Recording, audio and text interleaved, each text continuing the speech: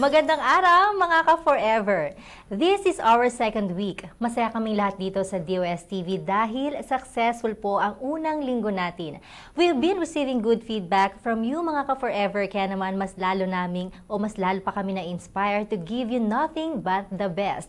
Asahan po ninyo na in the next few weeks, we will give you content na hindi lang enjoyable kundi informational din. Dahil kayo ang mga ka-forever namin. We will give you always make every moment dito sa DOS TV Special. Ako po si Jal Miranda, ang inyong bagong ka-online at ka-forever. We welcome you to DOS TV, the Filipino Weather Channel, your newest and most comprehensive real-time authority on the latest weather updates. Dahil weather lang ang laging nandyan, tagaraw man o tagulan, hindi nang iiwan kahit sino ka man. Remember that folks, it's DOS TV, the Filipino Weather Channel.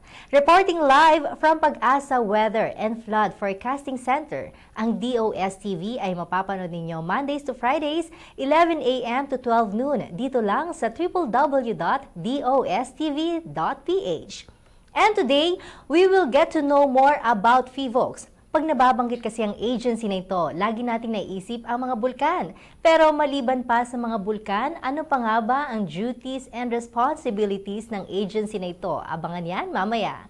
And aside from that, we will get also to learn about another project ng DOST-STII at yun ay ang SNT or Science Nation Tour.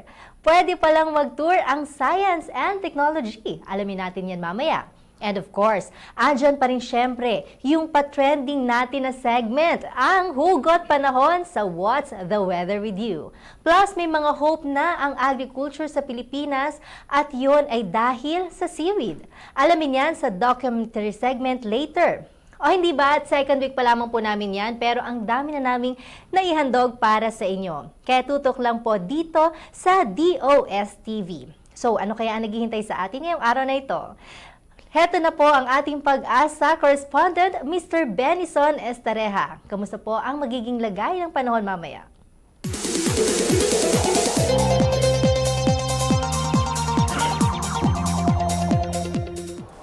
Thank you, Ms. Jel. Good morning sa iyo at good morning din sa mga viewers natin ng DOS TV. At para naman sa magiging lagay ng panahon natin ngayong araw ng Monday, asahan pa rin po natin ang bahagyang maulap hanggang sa maulap na kalangitan sa buong bansa po yan. Then sa tanghali magiging mainit pa rin at maalinsangan sa ibang lugar. At pagdating naman ng hapon o gabi, posible nga po yung mga pag-ulan or pag-idlat, pagkulog na nagtatagal ng around 1 to 2 hours. Punta naman tayo sa Himawari Emission Japan sa ating bansa. Kung mapapansin po natin, as of 8 a.m. Halos buong bansa po apektado ng mga kaulapan. Pero dito po muna tayo sa may parting Luzon. Kung mapapansin natin dun sa may Northern Luzon, may mga kaulapan na po na namumuo dyan. Epekto po yan ng Southwest Monsoon or habagat.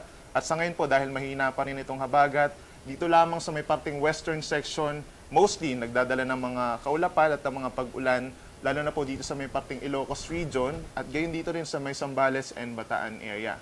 Ang temperature po natin sa Metro Manila, 26 hanggang 34 degrees Celsius. Sa Tuguegarao naman, 24 hanggang 36 degrees Celsius. Sa Baguio, 17 hanggang 24 degrees Celsius. At sa Puerto Princesa naman, 26 hanggang 33 degrees Celsius. Punta naman po tayo dito sa Visayas. Kung mapapansin po natin, dito sa may Western Visayas and Central Visayas, medyo maulap na po dyan. Epekto po yan ng mga nakikita nating kaulapan dito sa may Sulusi and West Philippine Sea. Meron po dyan mga maliliit na mga sirkulasyon or mga vortices. Pero within the next 24 hours, hindi naman po ito inaasahang magtatagal. Posible po siyang mamatay within the next 24 hours. Pero magdadala pa rin po yan ng mga isolated rain showers or thunderstorms maging dito sa may eastern part ng Visayas. Sa Iloilo po, ang temperature natin 26 hanggang 33 degrees Celsius. Sa Cebu naman, 26 hanggang 34 degrees Celsius. Dito naman po sa Mindanao, kung mapapansin natin, mas maaliwalas yung panahon kumpara sa Visayas. And kung mapapansin po natin, dito lang sa may Zamboanga Peninsula may nabubuong mga kaulapan. Epekto pa rin po yan nung tinatawag natin ng mga circulations dun sa may Sulusi. Pero asahan pa rin po natin sa nalalabing bahagi ng Mindanao ang mga isolated rain showers or thunderstorms. Sa Zamboanga City, 25 to 34 degrees Celsius po ang ating temperature, habang sa Davao naman, 25 hanggang 33 degrees Celsius. And kung mapapansin po natin sa kaliwa ng Luzon, meron po siyang nabubong sirkulasyon.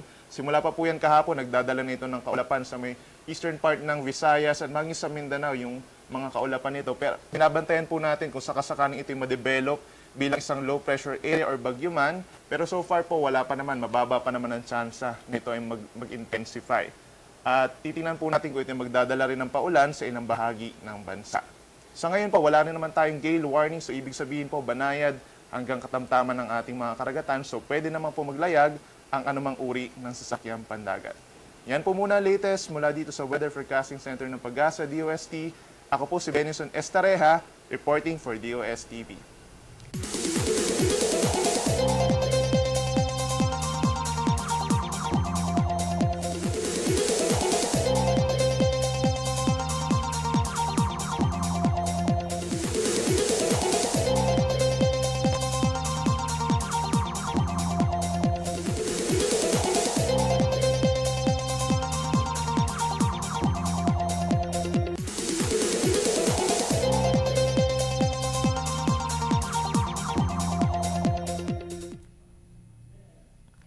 And for an exclusive content na dito nyo lang sa DOSTV makikita, here's our hydrologist, Mr. Edgar de la Cruz, for the Dam Water Level Report.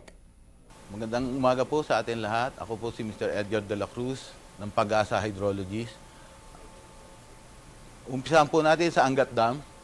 As of 6 a.m., January 6 to 2016, ang elevation po na Angat is nasa 183.61 meters. Kung ikukumpara po natin yung elevation niya kahapon na nasa 183.84, bumaba po ang Angat Dam ng negative 0.23 meters.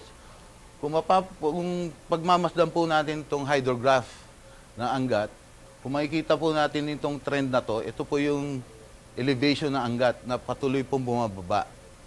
Kung mapapansin po natin dito, ito po yung makikita natin mga guhit na to, ito po yung mga pag-ulan. Makikita natin dito na hindi po nakasapat yung mga pag-ulan ng buwan ng Mayo.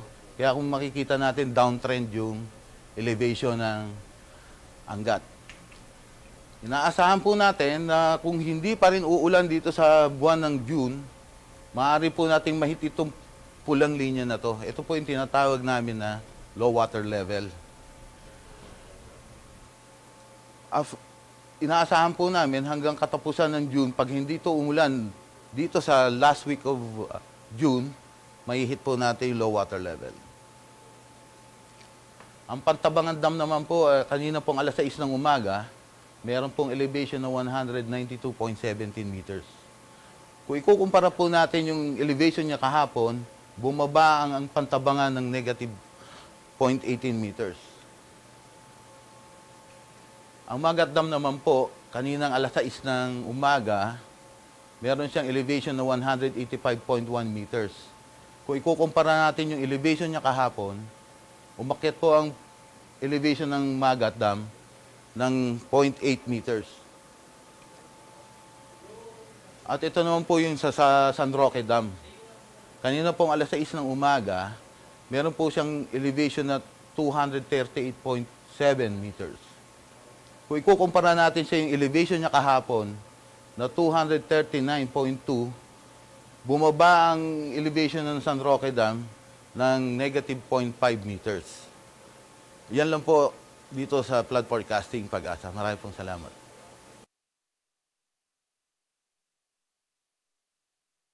Ating bansa, marami silang proyekto para sa mamamayang Pilipino. Alamin dito sa DOSTV Flash Report.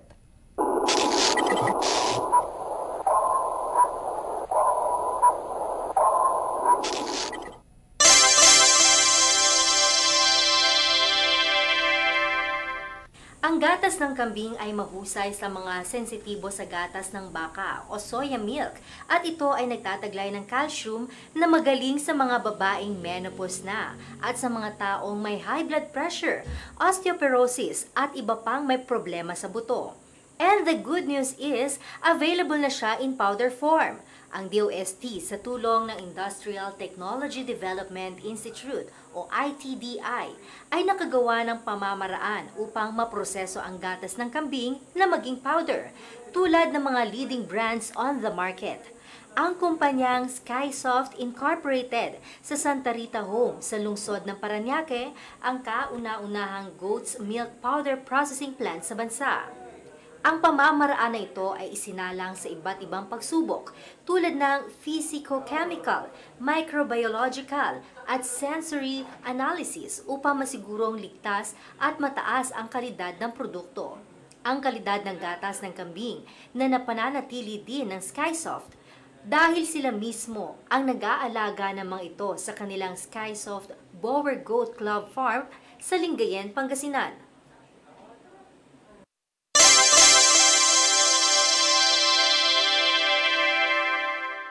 Ngayon ay maaari na ninyong mainom ang paboritong kape gawa sa bigas. Sa Nueva Ecija, sa siyudad ng Muñoz, ang tinaguriang Science City ng Pilipinas ay matitikman ang kapeng gawa sa bigas. Si Ginang Leticia Basubas, na dating empleyado ng Department of Agriculture, Philippine Rice Research Institute, ang nagtatag ng Muñoz Science City Food Products at ng tatak na Novo Ecijano. Ang produktong ito ay binansagang sinaunang kape ng Pilipinas na nakalagay sa mga pakete ng produkto. Ito ay natural, walang artificial flavor, walang artificial color, at walang caffeine. Kaya ito ay magaling din sa mga iba't ibang uri ng sakit tulad ng kabag, ulcer at mga problema sa atay. Ang produktong rice coffee ni Ginang Basubas na binansagang Rice Coffee Lady ay may peanut flavor, 3-in-1 at caramelized Carabao milk. Ayon sa Phil Rice, siya ang nag-iisang gumagawa ng rice coffee sa bansa, batay sa datos ng Department of Trade and Industry at Bureau of Internal Revenue. Ngayon ay libo-libo na ang umiinom ng masustansyang rice coffee na mabibili sa humigit kumulang na 30 outlets sa mga probinsya tulad ng Pangasinan, Tarlac, Bulacan at sa Maynila. Mahirap ang subject na science, complicated, pero despite this, it is a very beneficial tulad ng mga programa ng DOST. Pero paano ba pinopromote ng agency na ito ang kanilang mga achievements at innovation? How do they bring science to the masses at paano ipinararamdam ng DOST ang science and technology sa buhay ng bawat Pilipino? Agham na ramdam. Yan ang slogan ng SNT or Science Nation Tour. Ito ang way ng DOST to bring awareness to the public about the latest science and technology updates and innovations. And to discuss more about this topic, we have a special distinguished guest for the day. He has a Bachelor of Arts degree, major in English from San Pablo College. He is an achiever. As a matter of fact, meron siyang PhD in Applied Cosmic Anthropology from the Asian Social Institute. Currently, he is the Chief of Science Research Specialist ng Science and Technology Information Institute ng Department of Science and Technology. Mga ka-forever, let us all welcome Mr. Aristotel Carandang. Good morning. Good morning, sir. Good morning, Jel.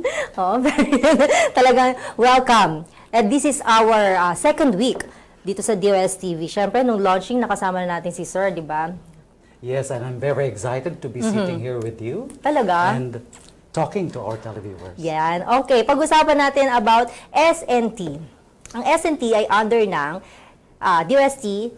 Yes, ang SNT is an acronym for Science Nation Tour. Okay. It is actually an activity under a program which we call the Becoming a Science Nation Demonstrating Results. Okay. So, ito yung isang klase ng IEC, ng Information Education Communication Campaign. Pero, you know, we in STI, we try to change it into a more active definition. It has to be proactive, kumbaga. Yeah. So, ang IEC na dating kilala sa lahat ng eskwelahan as Information, Education, and Communication, we gave it a different meaning. Parang inspire, engage, and convert. Ang ganda. Yes. Sana ang taray. Di ba parang very kumbaga, ang edukasyon daw dapat medyo kumbaga relaxing and cool. Yes. So, ito, ibang approach ito. Yes, it's one way for all audiences from maybe age 5 to 95 Okay. na maintindihan, ma-appreciate ang science, especially yung mga ginagawa ng Department of Science and Technology, so that the people in the country malaman nila na merong ginagawa ang gobyerno sa sektor na ito. Totoo yun, 'di ba? Sabi nga natin, umpisa pa lang science. Mahirap talaga ang science. So in a way, on your part, pinadadali nyo ba ang science? Pinaiintindi natin sa kanila sa pinakamadaling paraan. Tulad nga ng activity na ito na Science Nation Tour. So we bring science closer to the people. Kaya ang slogan natin dito, Agham na Ramdam. Agham na ramdam. So it's a tour. Ibig sabihin, namamasyal kayo baryo sa baryo, ganyan ba yan? Hindi naman ganun kabado sa baryo. Pero ibig sabihin ng pamamasyal natin, yung lahat ng rehiyon ng Pilipinas ay kailangan marating natin. At ang programang sinasabi nilang laging nasa kamay nilaan lamang, makita na kahit sa mga kababayan natin sa malalayong lugar.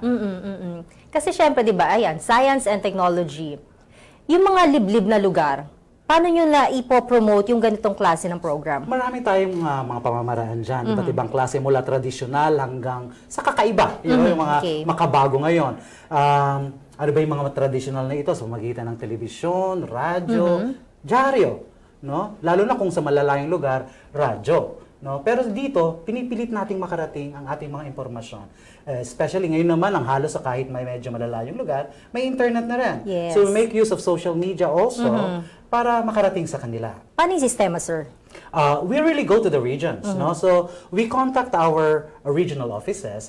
Dahil meron kasing 17 regional offices ang Department of Science and Technology. Sa pamamagitan nila, kinokontak natin yung mga partners natin dyan. Mula eskwelahan, mga organisasyon, different government offices. Now, what is wonderful with the Science Nation Tour is we are able to rally, for the Filipino, all or if not all, majority of government offices sa iba't ibang mga rehiyon. Halimbawa, yung isang activity sa loob nito ay meron tayong tinatawag na may Regional Development Council kada region. No? Ito yung mga gumagawa ng polisiya kung paano paunlarin ang isang lugar. Halimbawa, let's say CAR, yung sa Cordillera or Region 1, down to ARMM. Lahat yan merong Regional Development Council.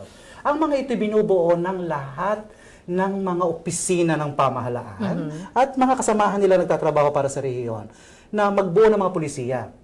Ito, pinipilit natin, and this is the first. This is the first because this is the first time that a DOST secretary or a department secretary talks to the Regional Development Council about the projects of the department, the different programs. So halimbawa, pagpunta natin dito sa Region 3, pinakilala ni Secretary Monteo na meron tayong teknolohiya para sa palay. Sana po ang teknolohiyang ito, habang nakikipag-usap siya sa mga tao sa Regional Development Council o RDC, na ito ay magamit sa production ng rice. Kasi nakakatuwa according doon sa results ng ating nasa field, from 35 to 60% ang increase ng yield ng bigas, ng palay. Imaginein mo yon. Kung magagamit ang teknolohiya na binuo ng DOST mula PNRI or the Philippine Nuclear Research Institute, tulong ng PCARD, the Philippine Council for Agriculture, I think you've already discussed something about that. Ito yung karajinan. So, isa lang itong proyekto sa napakarami na ipinakikilala natin sa ibaba. Okay. So, let the people feel science. Tama. Ano ba yung science sa buhay nila mula paggising hanggang pagtulog? Totoo, di ba? Oo. Nabubuhay pala tayo sa science. Parang ganun pala yun. Pagising mo, may oxygen dito. Oo. Di ba? Pag hindi ka nasalita, may kakaibang amoy. Di ba? Parang gano'n. So, all of this is governed, Tayong buhay natin talaga, science yan. Yan, oo. So, yun sir. Halimbawa, nagtutour kayo, yan yung mga inaasahan natin na... Isa lang yun, sa isang halimbawa. So, ano pa iba? Sa Region 1 halimbawa. So, may RDC rin doon, So, ito, mga opisyalis ito. Pero paano mo pararamdaman halimbawa sa kabataan at estudyante? O di syempre, may iba tayong activity. Tulad ng, magpa-concert kaya tayo dito. Pero ang tema, science. Yung ganon. Or sa mga estudyante, magkaroon tayo ng orientation sa science career. Yung mga ganon. So may mga involvement. Ayun, oo. Magiging interactive talaga. Kahit si Ditche, halimbawa, no? Walang pakialam, na-invite natin, gamitin natin ang Zumba sa pagpapakilala ng science. Ayun, ang galing, di ba? So Yes. lahat ay involved. We try really to be very creative. So kumbaga ito yung creative side ng science. No? So part pa lang yun. So aside from this, ano pa yung mga ginagawa ninyo to promote S&T? Tol ko sasabihin mo, dapat kailangan natin ito dalawang buwang discussion, ano, na walang tulugan. Kailangan yan. Sige, ready kayo dyan. Yeah. Ready tayo Actually, dyan. so, meron din tayong mga exhibits Okay. na nakikita natin. Because, DOST is a big agency, it's a big department. We have 20 agencies na naka-attach sa Department of Science, including our office, which is the Science and Technology Information Institute. So, mandato talaga namin ang ipaalam ang science sa lahat. Exhibits, we do concerts, as I mentioned, with the help of the regional office, the Regional Development Council, at marami pang iba. Meron nga kaming ginawang mascot na ang pangalan si Smarty. Smarty. Yes. A bird that is not angry, but smart. No? Si Smarty. Very creative, di ba? Kitang-kita yung creativity eh. Sumasayaw siya doon. Sumasayaw si Smarty. Sumasayaw lang siya, hindi siya Kasama nagsasalita. Huwag na, baka matakot. Okay. So meron kayong mga tinatawag na S&T ambassadors. Yes. Ano ibig sabihin nito? S&T ambassadors, these are, very, very good people na tumutulong talaga sa pagpapalaganap ng science. No? Matutuwa ka kasi merong S&T ambassador na musician. May S&T ambassador na senador na. Oh? No? Dati hindi siya senador. Senador na. Talaga? No? Sino kaya yun? Tapos, meron tayong S&T ambassador na iba't ibang klase, marami. Oo. So iba, Isa-isa gaano na karami? sila. Hindi na sir, sige wag na, Oo. gaano karami sila? Actually, ang mga S&D ambassadors ay decision ito ng regional office namin. So pinipili, sinasala Yes. ito? So, each regional office has the freedom to lay down the qualifications ng isang science ambassador. Like, halimbawa, bigyan kita ng kauna-unahan namin na nakilalang science ambassador sa kauna-unahang region na nag-conduct ng Science Nation Tour ay ang Region 11 o sa Davao. No?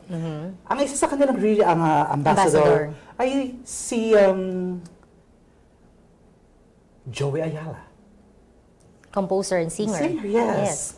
Because Joey can rally the youth and the Yes. people who like music para sa intindihan ng science.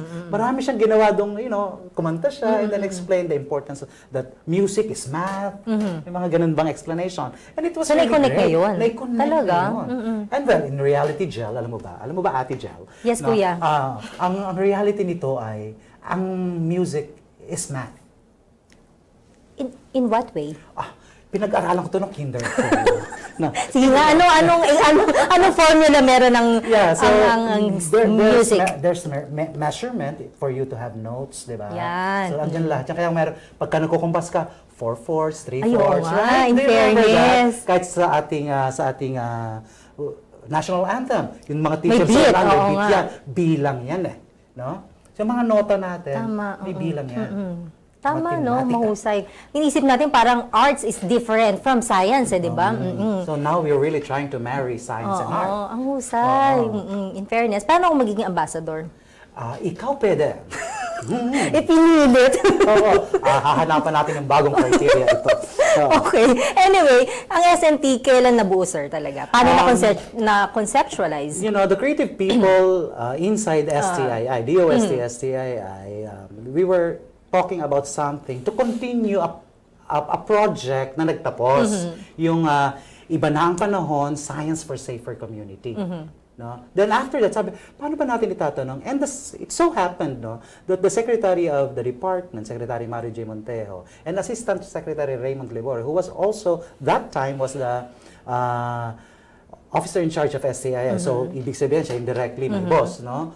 We were discussing on how to continue that project. Okay. And the Secretary was, happy dun sa result ng aming regional visits for the iba na ang panahon, Science for Safer Community. So, we were like compelled to think of something to continue. Nabuo nga yung ganito, na mas malawak yung sakop, hindi lang weather at saka earthquake yung pinag-uusapan, hindi lang disaster. And so napag-usapan na ipakilala natin sa kanila lahat ng ginagawa ng departamento. Tama, So yun, doon nagsimula yun. And then it started in 2015. Pero July 2015 when we started the project. And then, pumasok na yung mga partners natin, natuwa naman tayo. Hanggang ngayon, patuloy pa ang Science Nation. Ayun. So, in cooperation with the Department Yes. of Education ba itong mga activities nyo Yes, na to? actually, we involve them. Okay. Because DepEd is also part of the Regional Development Council. Yes. So lahat definitely. yung mga, even the Department of Tourism is part of the Regional Development Council, Department of Trade and Industry, lahat ng mga na national offices are actually part of the Regional Development Parang minsan nga may Council. nakita ako sa Facebook yata or something, may mga slogan kayong pinagagawa sa mga students, parang ganon. Kasama ba yun? Sa Part mga yung activity. Oo, Halimbawa, na napapunta activities. ang Science Nation Tour sa isang lugar sa Pilipinas. So, yung ating mga partners doon, sila yung nagpapagawa ng iba't ibang Ayun, activity. So, we support them. Gaano kadalas nyo ginagawa ito? It depends on the availability of the regional office at saka na availability ng mga tao sa region. So, we adjust our schedule. So, this week, magkakaroon, I think it's one of the last legs ng Science Nation Tour for Region 4A. So we'll be starting in Cavite. If I remember it right, yung program from Cavite to Batangas to Laguna and then Rizal. Okay. There are activities there every day. Ayun. Sa mga schools ba to, sir? Yung iba schools, Okay. like what we did in Davao, it was the main event and the concert. They were held sa University of Southeastern Philippines. Doon sa Region 2, ginanap yung ganong event at saka yung mga exhibits doon sa Cagayan State University. Ang isang maganda dito, Jel, ay ang involvement also ng private sector, especially the business community. Narinig mo na naman siguro yung mga micro, small, and medium enterprises. Atin yung ini-involve. Like in Region 2, talaga nagkaroon silang parang isang linggong fiesta. Talaga? Para lamang sa micro, small, and medium enterprises. So in a way, talagang nagiging kumbaga tulong-tulong sa magandang advocacy, magandang adhikain. Of course, para mas may promote pa natin ang science and technology with the help, of course, like you, ang SNT, ay part pa lang to. Isang division pa lang ito di ba, ng Department of Science and Technology. Yes. Any more projects pa na naka-line up from your office? Marami po kasi ang Science Nation Tour, as I mentioned earlier, is just an activity of a bigger program. So that program is called Becoming a Science Nation, Okay. Demonstrating Results. So marami pa po tayo dyan.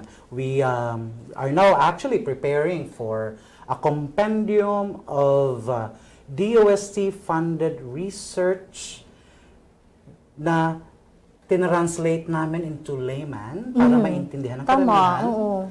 at para makagawa ng isang publication. Sa ngayon, yung unang volume siguro ay nagko-contain ng 81 stories. Dami. Kaya kapag binigyan mo ng 4 pages, is with the pictures, it's about 300 plus, di ba? So kapal, padala natin sa bata sa school. Ang bigat. Oo ba? Anyway, since nag-start kayo sa SNT 2015, year 2015? Yeah, we started in 2015. Meron na ba kayo masasabi na ito, achievement ko na talaga to, achievement na ng grupo ito? Actually, we're very, very happy for the results, no? Dahil unang-una nga, yung RDC na yun first. It's a first. Dahil na-convene mo sila just for them to listen so that may include nila sa planning for the region ang SNT component. And it's a big first. Okay. So, iniisip ko lang, halimbawa, nakapag-travel kayo, nakapag-discuss na kayo sa gantong rehiyon, meron kayong ginagawang follow-up, kumbaga, ano na naging, result nung ginawa ninyo? Yeah, tumatawag. Hello, busta na ka dyan? Parang gano'n. Yes, Parang of course gano'n, we do. oo. Because it's important for us to monitor. Yes. Dahil hindi, any activity, no, any national government program, ay hindi natatapos sa pagkoconduct ng event. Yes. Lagi yan may karugtong. Mahalaga yang makita mo anong epekto pagkatapos. Tama. Yun ang pinakamahalagang bahagi. At pag nakita mong somehow there's a little change, especially in practices of people, ayun yung talaga magpapataba sa puso mo. Hindi man nila alam kung saan nagsimula yan, pero alam nating tayo'y nagtrabaho para sa ating mga kababayan. Napakahusay. Any more messages, sir, sa ating mga taga-subaybay dito sa DOSTV? Opo, meron tayong nais iparating sa kanila. Unang-una po ay yung mga pagbabagong dapat maganap sa atin ay nagsisimula sa bawat isa sa atin. Ang isa po dito yung aking kilala na ng lahat siguro sa ngayon at naririnig sa radyo, sa telebisyon, ang Philippine Standard Time. Ang Philippine Standard Time po ay bahagi po ng Science Nation Tour na pinaalam natin sa lahat, mahalaga po ang pagsunod sa tamang oras. Isa na po itong batas, nagsimula rin po ito sa aming opisina. At ngayon po isang batas na Republic Act 10535. The New Filipino Time, ang Philippine Standard Time. Kung lahat po ay susunod dito sa isang munting pagbabago, malayo po ang mararating natin bilang isang nasyon. Very well said. Thank you so much. Ayan, napakaganda ng mga ibinahagi nyo sa amin for this morning. Thank you so much. At syempre, abangan natin yung mga projects pa from SNT. Ayan, maraming salamat, Doc Toti, and good luck sa SNT. Mga ka-forever, nung May 30 ay inilaunch ang DOSTV, and since then, we've been receiving nothing but good feedbacks from our pilot week. Nakakatuwa po ang inyong suporta online man o sa Twitter man or sa Facebook. I do want to take a moment, actually, to talk to you about a new TV program. Not so much a TV program, more of a podcast from Pagasa. It's kind of their in-house TV channel now. It is Dosed TV, or Dosed V. You can find it at dostv.ph. And they just started this on Monday. It was their pilot episode. Kind of a little technical issues, it felt like at first, but overall, the show does seem fairly promising. The overall setup, the first few minutes they talk, actually the first 30 minutes, they've been bringing one of the people who are in charge of the whole program, and he seems like to have a lot of energy, Richard Burgos.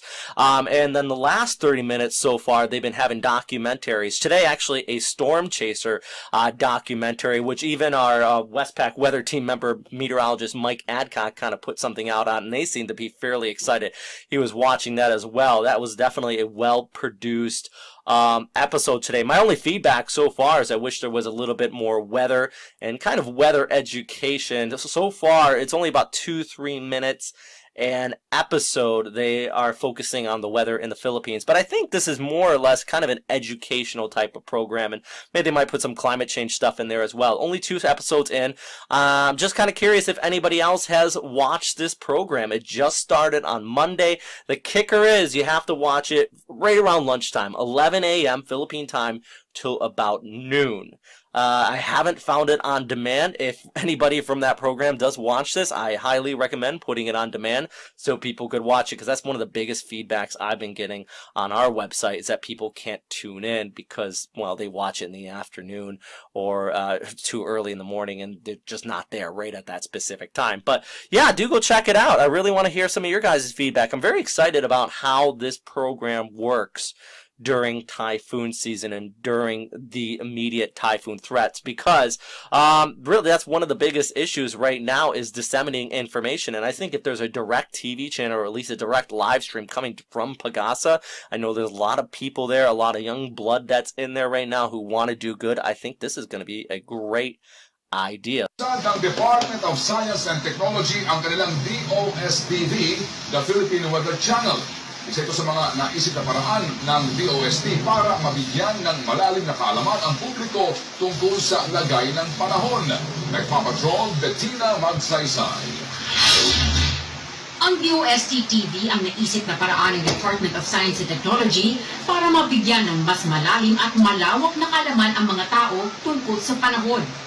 Bukod sa pang-araw-araw na weather newscast, i-introduhin rin nila ang mga subject matter experts gaya ng mga climatologists, volcanologists at weather forecasters. May mga documentaries din silang ipapakita kada buwan para matulungan ang mga manonood na maunawaan palalo ang mga weather events. Mapapanood rin dito ang iba't ibang tagumpay o success stories ng DOST. We line up the topics that we want to talk about during our broadcast. Lahat yan ay in consultation with our other agencies, Pag-asa, PBOX, sila magbabahagi ng kanilang information. Hindi lang basta weather kasi yung pwede naming ibigay na impormasyon. Kasama na rin dito syempre yung when it comes to science and technology, innovations ng mga Filipino. At para naman mas lalong makuha ang atensyon ng mga manonood sa kanilang social media segment na What's the Weather with You, gumagamit sila ng hugot lines na may kinalaman rin sa panahon. Ito yung parang reinvention ng Weather Channel. hindi lang siya weather lang to, ganito, ganyan. May iba pang palabok, may iba pang dating, may iba pang substance na.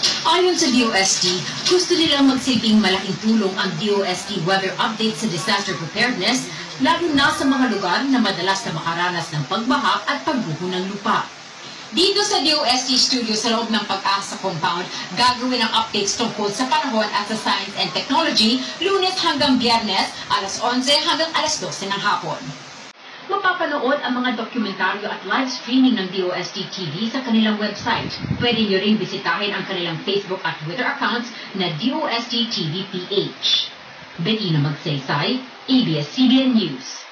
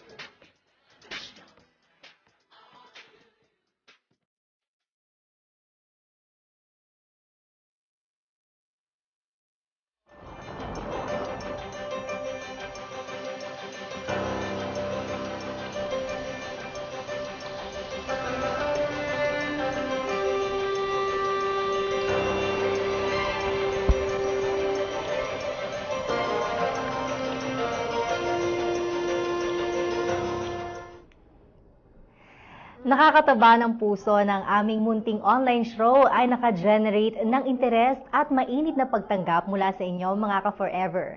Our DOSTV fan page generated 4,683 page views, 2,747 likes, 5,457 video views, and reached 21,816 people from May 2 to June 3. Congrats din sa mga segment producers at creative team ng Storm Chasers Docu kasi sila po ang most viewed online with 2,100 views and a reach of 6,400 views. O hindi ba parang mainstream lang na pelikula at syempre hindi lang online umingay ang DOSTV, maging sa ABS-CBN nga ay na-feature din tayo kaya maraming salamat po sa inyo lahat. And for more good news, hindi lang pala sa Pilipinas pinapanood ang DOSTV, kundi pati sa international din. Kasi may mga nag-tweet, may mga nag-podcast na rin about DOSTV. With all of these kind words, we here at DOSTV are deeply honored and thankful sa lahat po ng sumuporta. Padami ng padami ang mga ka-forever natin at dahil dito, naniniwala talaga ako na kapag gumawa ka ng bagay na galing sa puso at binigyan ng much effort at dedication, ito ay magiging successful at chance na maging forever. Kaya naman, kudos sa DOSTV, sa DOST, at sa STII and its media partners for a job well done. Kaya naman, mga ka-forever, tuloy-tuloy lang ang pagtutok at panonood ninyo dito sa amin online. And speaking of online, eto na syempre ang inaabangan ng lahat. Ang aming favorite hugot tweets at FB status sa What's the Weather with You.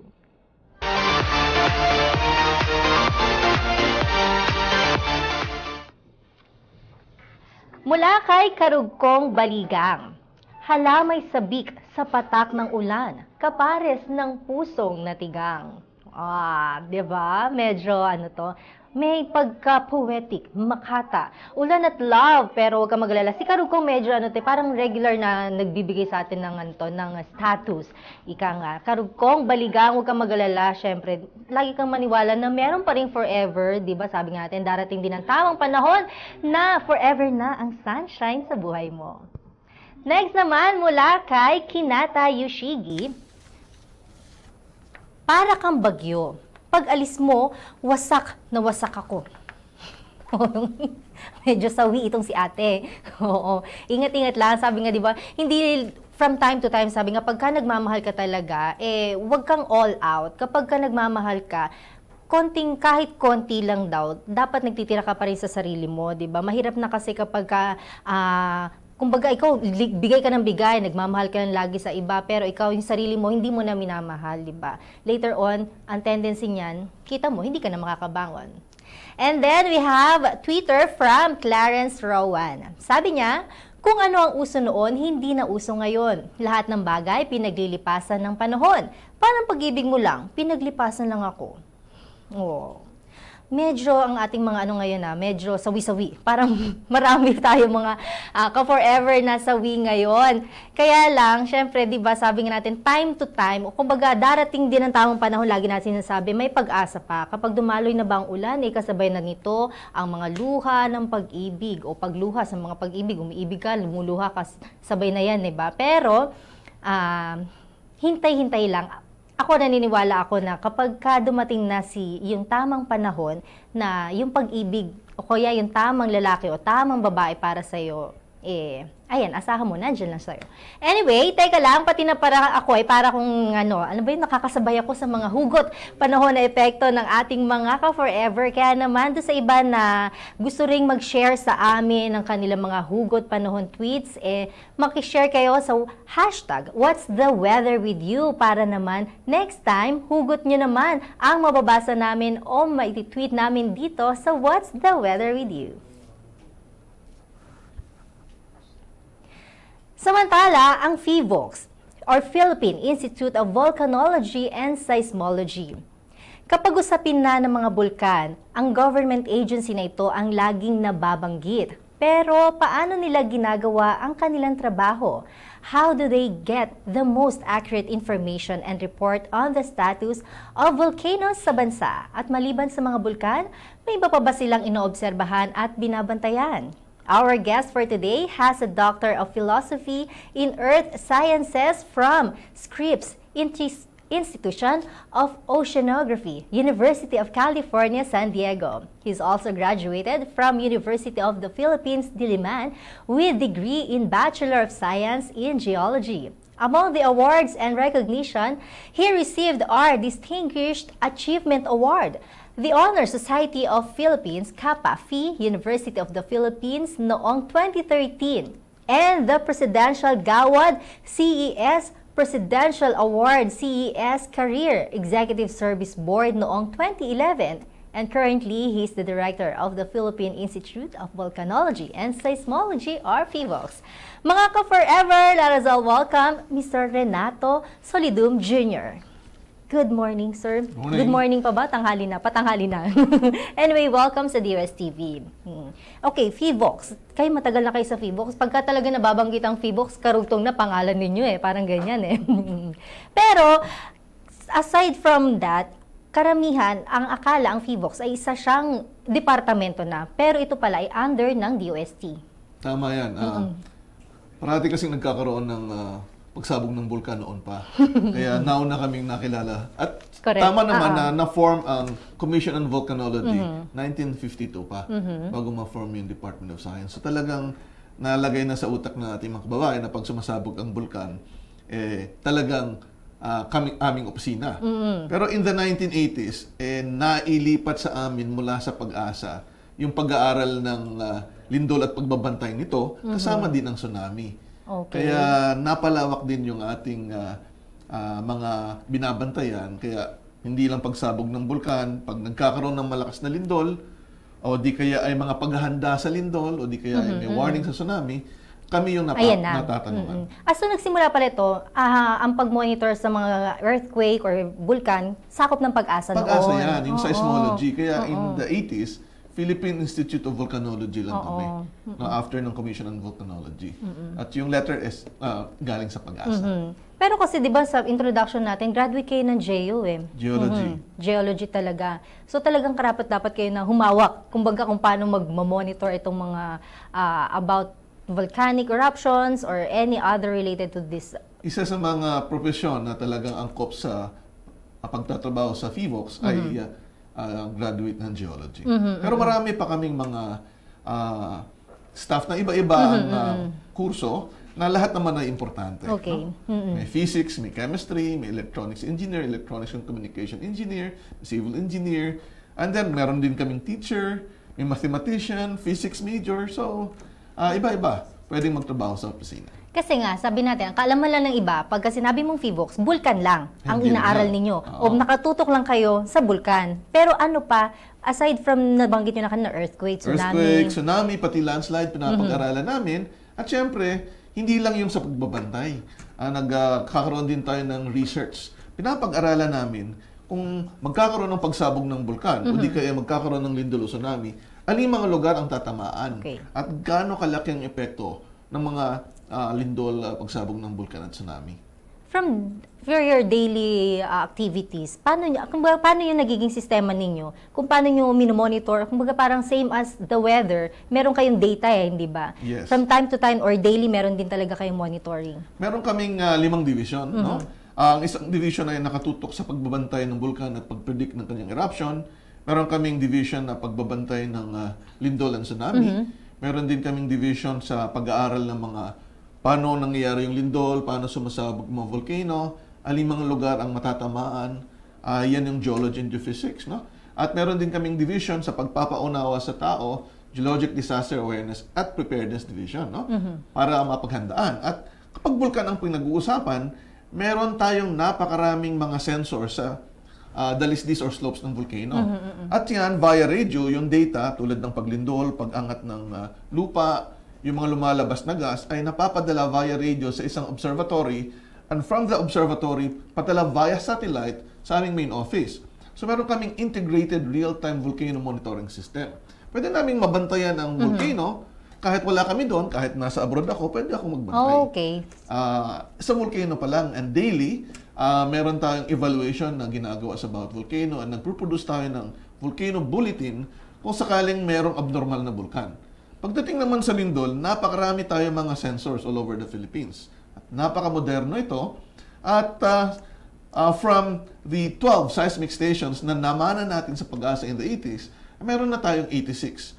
Lahat yan ay digital, 50 of these via satellite. Diretso na sa main office sa Quezon City. At maliban dyan, pwede naming bantayan ng iba't ibang lindol sa buong mundo. Hindi lang namin ina-announce. Pero binabantayan namin yung mga lindol kasi yung iba dyan na nanggagaling sa Pacific Ocean, pwedeng mag-trigger ng tsunami. So para may advance tayong information, baka mamiligro ang Pilipinas kung sakaling may tsunami paparating. Okay. Ang lindol, ibig sabihin, na-forecast din ba ang lindol? Hindi, namamonitor diba? ito, pero yung galaw ng lupa. Forecast natin yung galaw ng lupa, pero meron din tayong ginagawa na kapag ang lupa ay gumagalaw, baka gumalaw ang fault na isang aktibo at mag-trigger ng earthquake. So naglalagay tayo ng mga global positioning system receivers. Yung mga cellphone may mga GPS yan, no? Yes. Pero yung aming GPS na ginagamit, mga millimeter lang ang paggalaw ng lupa na detect namin. Kaya agad, yung ganong simpleng galaw lang. Binabantayan namin ito para kung sakaling makakita tayo ng trend, baka makapagsabit tayo na sa isang lugar na ito, baka dyan manggaling yung lindol. Nasa research stage pa yan, pero wala pa tayong kakayang mag-predict, pero ginagawa natin yung possible prediction. Pero ang mas importante sa ngayon, hindi natin kailangan malaman kung kailan mangyari yung lindol. Pwede namin sabihin sa inyo kung gaano kalakas ang lindol na mangyari sa isang fault at ano ang epekto nito sa mga syudad. Kaya siguro nabalitaan mo na, no? Dito sa Metro Manila, naghahanda tayo sa tinatawag ng media na the big one. Yan, no? Dahil na-forecast natin yung posibleng epekto ng lindol sa bawat fault. At kung alam natin at na-imagine natin yung mangyayari, pwede rin nating maisip yung tamang solusyon. Mapaghandaan natin ito na tama. Yung pagpaparating na impormasyon sa publiko, kasi compared sa weather na meron silang daily reports, kayo ba ganun din ang pagpaparating ninyo? O paano nyo pinaabot yung bawat impormasyon regarding to your office? Pagdating sa volcano, kasi itong volcano ay pwedeng bantayan, no? Hindi naman umaalis yung vulkan. So naglalabas tayo ng report kada araw kung ang isang vulkan ay abnormal. No? Pero kami, internally, meron kaming mga internal report na binibigay para makita kung ano yung nangyayari sa isang volcano. Pagdating naman ng lindol, pag may nangyaring lindol, maglalabas kami kaagad ng information. At kung mayroong posibleng tsunami, naglalabas tayong tsunami warning. So maliban doon sa textual na paglalabas ng bulletin, Nagpapadali din tayo ng information kung mayroong earthquake or tsunami at significant volcano activities sa Twitter and Facebook. No? At ito naman ay mas mabilis na makukuha ng ating mga kababayan. Sa ngayon, syempre nag-start kayo sa PHIVOLCS early 1980s pa, di ba? 1984 ako nagsimula. Pagdating sa mga equipment, masasabi ba high-tech na tayo, sir? Matagal na kaming moderno. Kumbaga, ang strategiya kasi na dapat natin gawin ay huwag kang mangarap ng napaka-modern, na napakaraming instrumento, hindi mo maabot yun. So, nagsimula ang modernization ng PHIVOLCS before the year 2000. And since then, nag-improve na nag-improve. Pagdating nun sa volcano, kailangan ang istasyon namin nasa malapit sa crater sa volcano. So, nilalagay ng mga volcanologists ang buhay nila sa alanganin. Yes. So, nagkaroon na tayo ng modernization ng mga gamit at inatras natin yung volcano observatory. So, kahit sumabog ang bulkan, nasa safe distance. At in 2010, pwede nating i-monitor yung mga volcano kahit wala tayo doon sa harap sa mismong area. Dito ng earthquake, in 2002, mayroon na tayong 64 seismic stations. Lahat yan ay digital, and now, as we speak, 86 earthquake monitoring stations. Lahat yan digital, at kayang-kayang i-determine yung kahit magnitude 2 na earthquake, mas maliit. So, ang ating target ngayon, mas maliliit na earthquake, pwede nating ma-detect.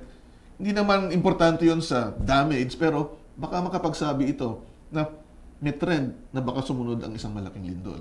Sa tsunami naman, top of the line din, meron tayong 23 tsunami monitoring stations all over the Philippines. Via satellite, alam namin kung gaano kataas ang tubig sa mga lugar na meron kaming stasyon. Kami may hawak nun. No? So, ibig sabihin, monitored ang ating lugar and top of the line, no? Modern.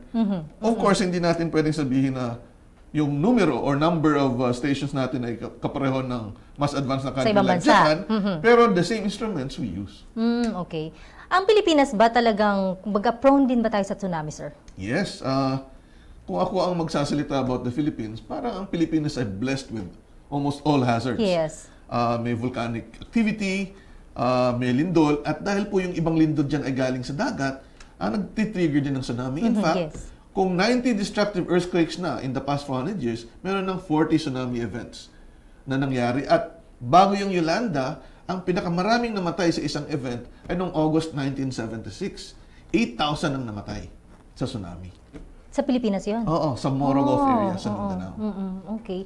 When it comes to earthquake, balikan natin earthquake, may mga fault line kayong tukoy na di ba? So, how do you, kumbaga, maiwasan talaga, o necessarily talaga, kailangan umalis kayo dyan kasi ito kami, PHIVOLCS, sinasabi namin sa inyo, may fault line dyan, ang tendency dyan, kapag lumindol, disaster talaga. Dapat nating maunawaan na kapag may isang fault, iba't ibang panganib ang pwedeng maidulot kapag lumindol. Okay. Ang talagang sinasabi naming bawal ay magtayo ng bahay at building sa taas mismo ng fault.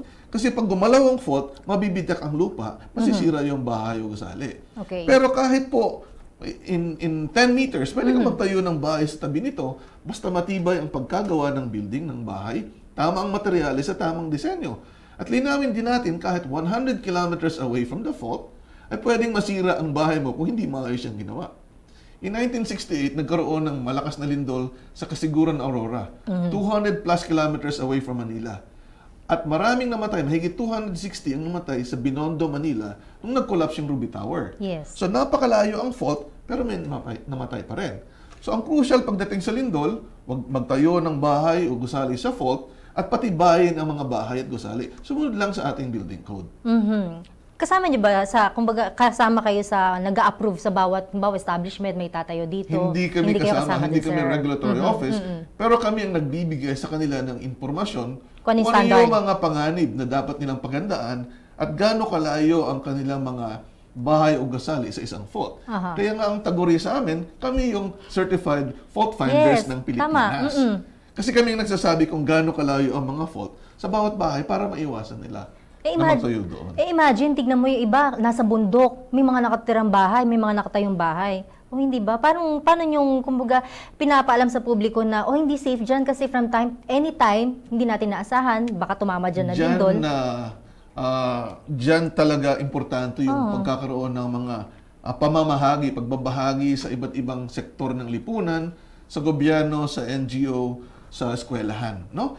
Ipinapasa natin yung kanilang mga information na kailangan nila, pero syempre, kailangan nating sumabay sa modernong pamamaraan ng pagpapahayag. So aside from the website, Facebook and Twitter, ay meron tayong mga website na kung saan pwede nilang i-download yung mapa. At sa mga susunod na panahon, maglalabas kami ng mobile application. Ang tawag ko dyan ay the Fault Finder. Parang meron ka cellphone, hanapin mo lang yung lugar doon sa cellphone mo, i-click mo lang, i-tap mo ng 2 beses yung screen, sabihin doon gaano kalayo yung lugar kung saan ka, o sa bahay, o yung gusali, opisina, mula sa isang fault. Para maiwasan nila ito.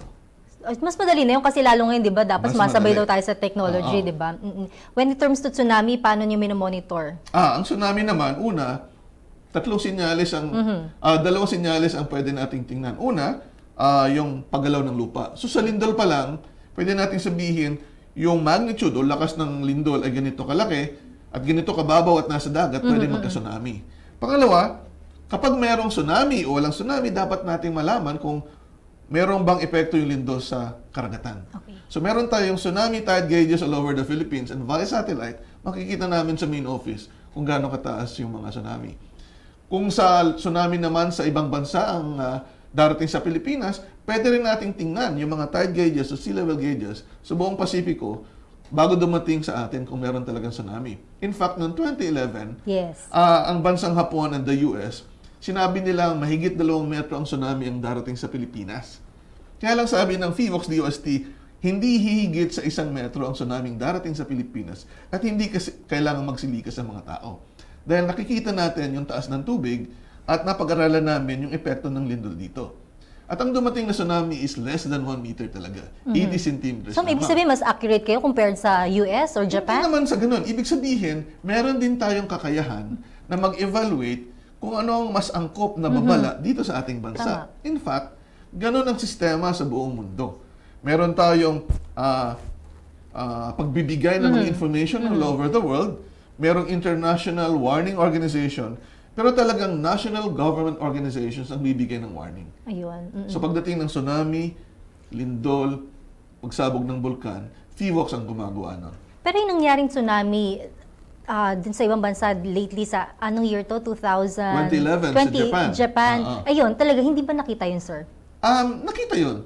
In fact, na mangyayari talaga yun? Posibleng mangyari, pero hindi nila na-expect na ganun kataas. Pero nung 2 days before, na monitor na namin, yung malalaking earthquake sa Japan. And nung nagkaroon ng earthquake sa Japan, nag-record ang ating computer system at sinabi na magnitude 8.7 na yung lindol na yan.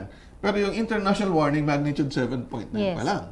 Pero ang totoong naging magnitude ay magnitude 9. So malapit na talaga yung aming monitoring. And nung malaman ko na merong ganong magnitude, takbo kaagad ako sa aming data receiving center kung saan namin binabantayan ng lindol ng tsunami.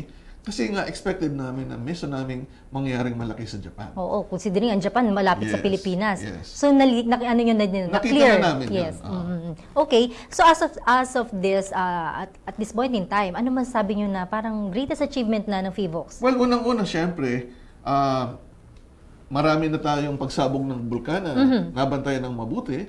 Ang isang nga dito ay Mount Pinatubo Eruption 1991. At although 1 million ang exposed and 60,000 ang mahigit na posibleng mamatay, kunti lang ang namatay dyan, directly related sa eruption. Mas marami nga namatay sa mga sakit-sakit. Pero ang importante sa ngayon, nagkaroon na ng modernization program ang PHIVOX na pinapatuloy ito. Hindi lang sa earthquake, sa volcano rin, ang tsunami.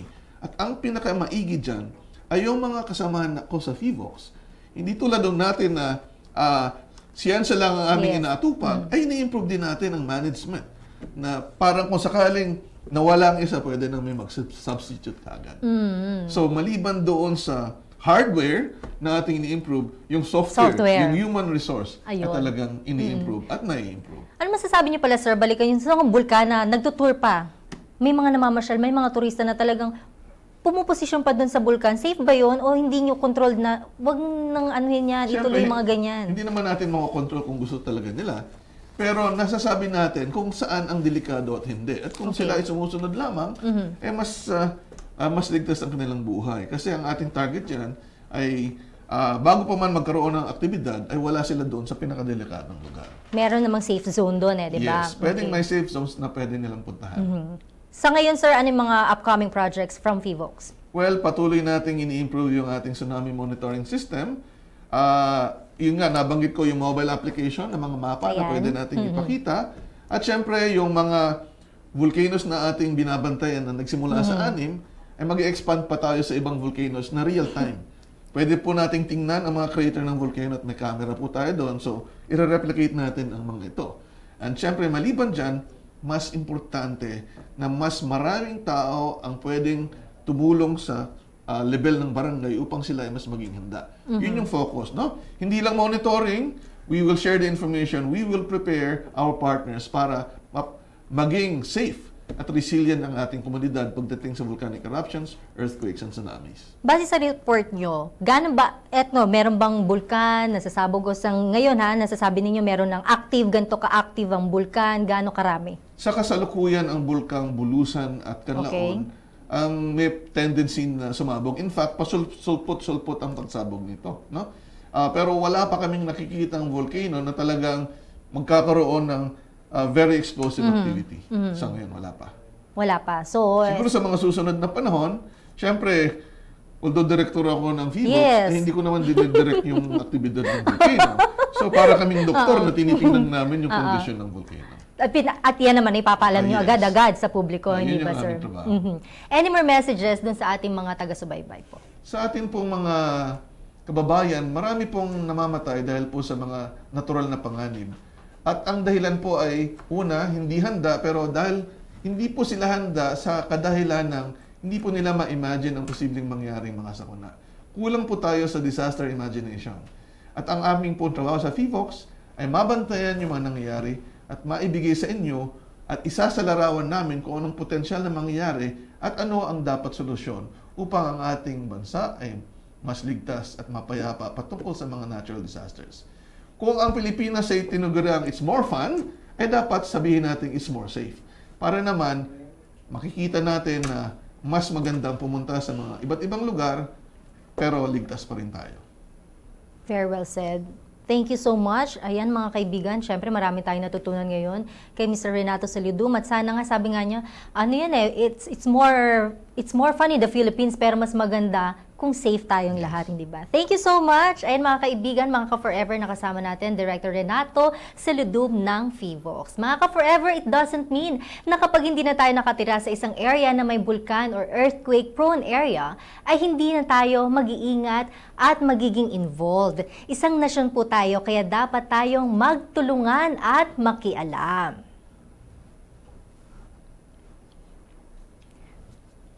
Samantala, the Philippines is an agricultural nation at ang palay ang isa sa mga main products natin. Pero over the past decades, paunti ng paunti ang ating rice production. To the point na kailangan pa nating mag-import ng bigas from other South Asian nations. Pero sa kabutihang palad, may proyekto na ang DOST para mapalago ang industriyang ito at ito ay sa pamamagitan ng seaweed. Mula sa kaila-ilaliman ng dagat ay may pag-asang naghihintay para sa ating mga magsasaka. Mga ka-forever, alamin dito lang sa aming docu.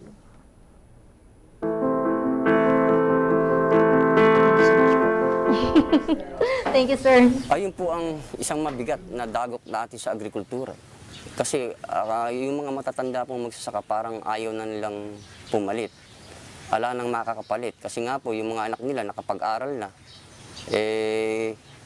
Kami naman po magsasaka, hindi naman namin sila pipilitin kung ano ba yung gusto nilang tahakin sa buhay nila. Nagiging problema lang po natin ay talagang ang mga magsasaka pong matatanda, wala na po silang nakakapalit. Nakita po naman natin na wala na tayong makitang bata na nagsasaka.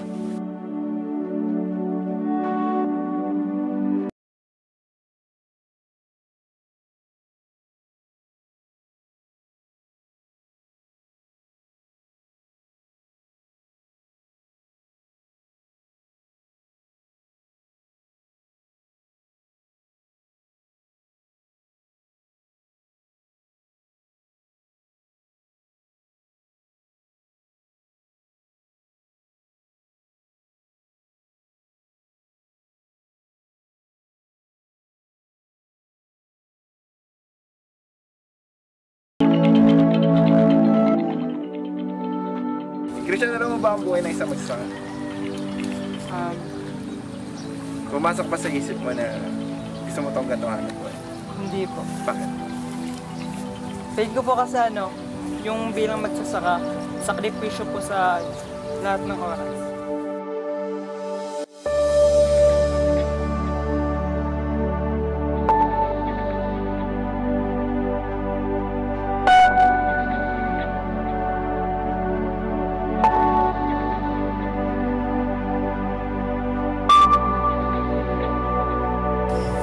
Ayaw niyo magsaka?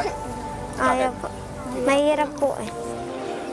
Nung araw po, kung akin pong iisipin, sa panahon po noon ay parang mas maginhawa yung daloy ng tubig sa amin. Kasi unang-una sa Angat ay sakop ng Bulacan na kami yung prioridad. Pabago-bago po ang presyo ng mga halaga ng mga gamit namin pataba, mga insecticide, molluscicide.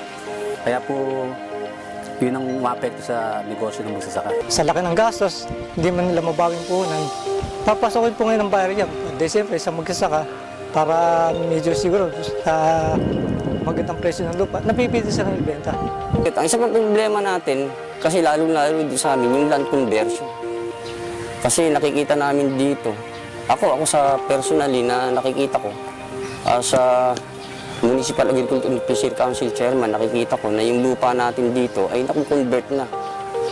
So kailan lang merong nabili dito na nasasakupan ng aming irigasyon dito sa kabila ay 6 hectares. Tinatambakan na ngayon at binabakuran.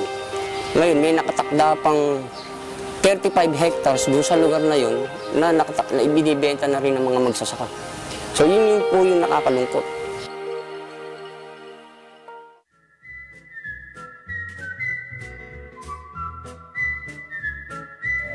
Sa palagay ko po kasi nga po sa akin nga pong pagmamasid, na kami nga pong mga magsasaka ay paedad na ng paedad at nakikita namin sa mga kabataan na nawawala ng hilig tungkol sa pagsasaka.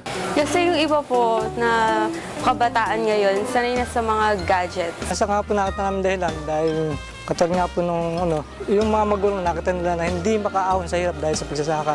Kaya isang bata, talagang hindi namin mapilit na sila magsipagsaka rin. Pero kung ang magulang po nila nakita nilang tumataas ang tas ng pamumuhay sa pagsasaka, hindi aalis ang isang bata sa pagsasaka. Hindi mo magiging magsasaka? Hindi. Bakit? Hindi ko naman gusto yun eh. Iba yung gusto ko eh. Ang gusto nila, maranasan nila yung maayos na pamumuhay, gusto pang mamasukan sa pabrika. Tsaka karamihan po sa mga bata ngayon konting init lang, nagreklamo na. Ang pagsasaka po, hindi stable ang kita. May panahon pong maganda, may panahon mang bagsak. Kasi may mga kalamidad nga po tayong dumarating, lalo daw ka ngayon, El Nino, La Nina. Yan po mabibigat na kalaban ng magsasaka, yung panahon. Mas sikit pa sa pagsasaka, gusto kong maging future ko. Ganon.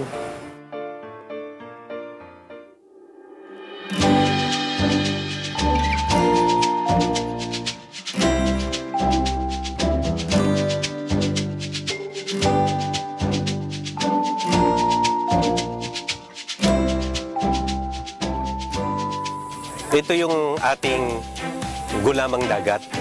So, ibig sabihin, ang karajinan, ito ay seaweed na kinukuha natin sa dagat.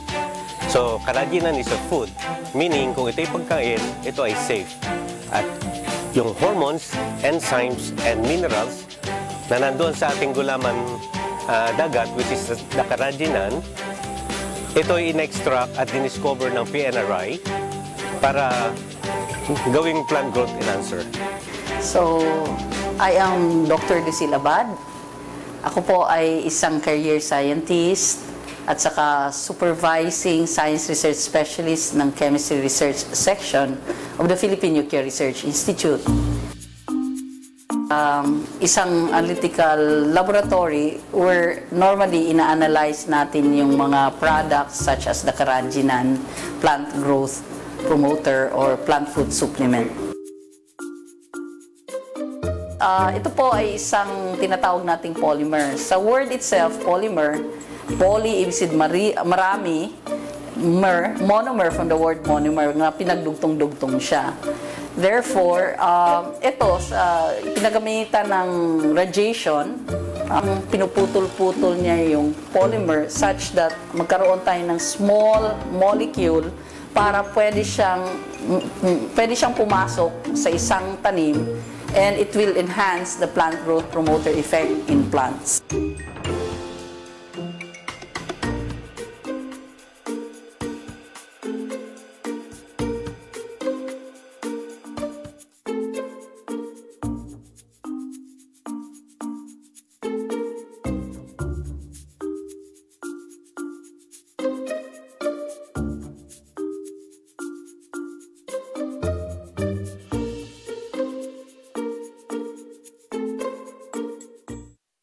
Siguro, maintindihan nyo, pag sinasabi ko sa inyo, di ba, marami tayong mga patients, cancer patients, na nagsasabi, magpapa-cobalt 60 treatment tayo, o magpa-radiation treatment. So, it's the same principle na instead of tao ang pina-irradiate, ang Carraginal ang pina-irradiate natin para maputol-putol yung polymer. So, definitely, hindi ito dangerous. Kasi ang taong pina-irradiate, hindi na naging radioactive, di ba? So, similarly, ang product na Carraginal na inirradiate natin using the cobalt 60 or electron beam, hindi rin naging radioactive. Kaya po ay nandito sa Central Experimental Station ng UPLB. Carraginal, this is really a breakthrough. Actually, Carraginal, we usually use this as a food additive. This is very popular. The modified, industrial Carraginal is very popular because these are being used in the food industry. Halos wala naman po pagkakaiba. Ang pagkakaiba lang po, yung growth nitong talay ay maganda, pati yung mga bunga niya. Kaya makikita nyo naman, hinog na hinog sila. Ganda-ganda na kanilang ng stand nila. Makikita natin yung panicle niya, mahaba, at saka yung pinakabunga niya ay siksik na siksik. Tumaas yung kanilang produksyon ng palay. Yung umaani ng mga 100 kabans, ngayon karaniwan 110 to 120. Kaya nagpapasalamat sila kung na itong Carraginal natin ay na-introduce dito sa Pulilan. Nakapag-spray kami ng Carraginal ng 3 beses, pero minsan hindi kami nag-spray ng chemical. Ang main objective ng ating Carraginal ay hindi lang para maging growth enhancer. As plant nutrition, tinitingnan natin deeper ano pa yung science behind better good nutrition. Kasi sa organic agriculture, sinasabi nila, pagka maganda ang nutrition, maganda rin ang kanyang tolerance o resistance sa pests and diseases. So, tinitingnan natin yon. Na sa pamagitan ng Carraginal, na masustansyang Carraginal, tinitingnan din natin na ang halaman magkakaroon siya ng tolerance sa mga tunggrovirus, bacterial leaf blight, at saka sa iba pang mga pests ng halaman. Nandito po tayo sa isang greenhouse sa Crop Protection Center. Kung saan makikita natin yung unang mga rice plants na ititest para sa Carraginal.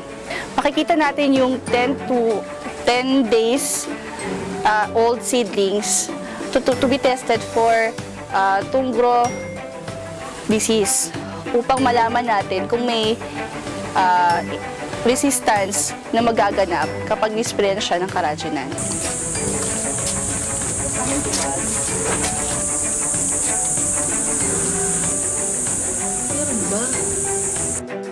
Ang green leaf hopper ay nagtatransmit ng tunggrovirus. Siya ang pinakakalaban ng halaman pagdating sa transmission ng tunggrovirus.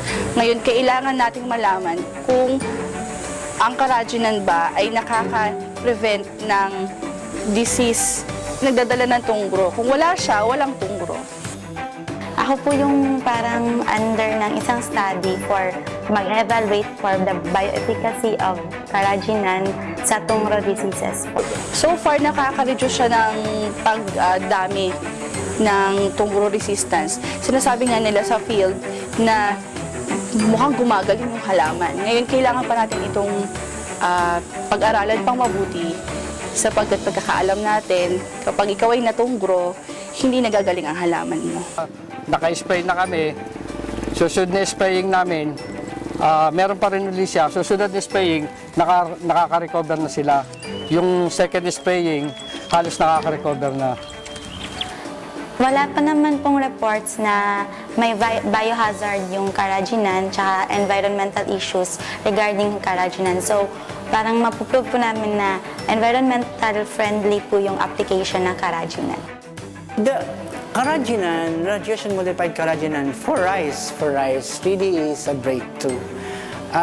One is that it can increase yield to as much as, the average is 15 to 40%, but we have different results with our field trials in Bulacan, where we got at least 65%. So this really has the potential. This really has the potential, a breakthrough product, which can really help our farmer beneficiaries for rice. And we are aiming at also testing it for other crops like vegetables.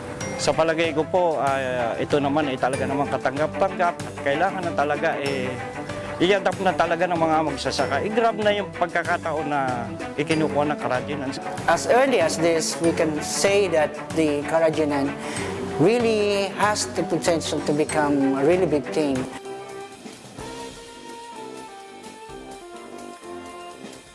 Kung may chance, kung makakabili pa ako, bakit hindi po? Ewan ko, di ko sigurado eh. Siguro po, opo. Kasi po, yung lolo ko po may lupa rin sa Talavera. Nagpapaani po sila doon. Siguro po kung bibigyan ng pagkakataon, gusto ko pong ipagpatuloy. Siguro pwede rin po. Kasi maganda rin pong pagkaan ng agriculture. Siguro po, iba na lang. Ibang business na lang. Ibang business talaga. Ikaw na. Grab ko na po yung opportunity. Siguro po, tulungan natin, magbigay pa tayo ng programa sa magsasaka para i-encourage natin sa mga bata na kumuha din, kahit na nag-aaral sila, kumuha sila ng mga agriculture na mga courses na may kinalaman sa agriculture. So actually itong araw na to napakahalaga sa amin sa National Crop Protection Center. Ito po yung aming 40th anniversary. So 40 years na ho ang National Crop Protection Center. Ang pinaka-highlights po itong ating Karajinan project na funded ng Picard DOST. So makikita po ninyo ito, iba't ibang treatments, no? Merong mga abono, yung nabibili nyong abono na nilagyan natin ng Karajinan. At ano ang kagandahang magagawa nito sa ating palay para makatulong sa ating magsasaka. Kasi ang NCPC, ang mandate namin, tumulong sa mga magsasaka. Kaya ito yung isa sa highlights natin. Maliban pa roon, ayon sa mga field trials, ang enhancer na ito ay kayang magpatibay ng mga rice stems upang lumaban sa mga matitinding bagyo. Tumaas din ng halos 65% ang ani ng mga magsasakang gumamit nito. Ang proyektong ito ay nagbibigay ng pag-asa para sa ekonomiya ng Pilipinas. Bilang isang mamamayang Pilipino, nakikisa ako sa panatang huwag magsayang ng kanin at bigas. Magsasayang ako ng sapat lamang at sisiguraduhin tama ang pagkakaluto nito. Kukuha ako ng kaya kong ubusin upang sa aking pinggan walang matirang kanin. Gawin din ang aking gagawin kung may handaan o kung sa labas ako kakain. Ang brown rice o pinawa ay susubukan kong kainin, pati na ang ibang pagkain bukod ng kanin tulad ng saba, kamote at mais. Ituturo ko sa ibang responsableng pagkonsumo na mabigyang halaga ang pagod ng mga magsasaka at ang makatulong na maging sapat ang bigas sa Pilipinas.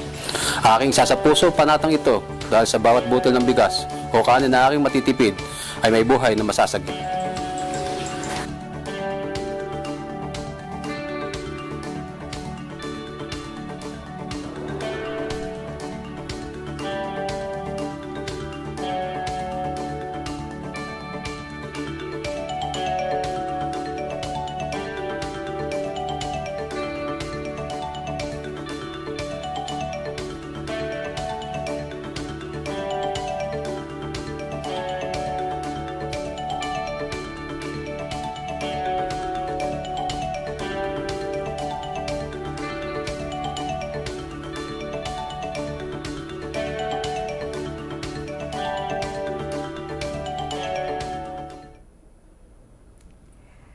mas napuno ng pag-asa at ligaya ang buhay at kinabukasan ng bawat Pilipino dahil sa proyektong ito ng DOST.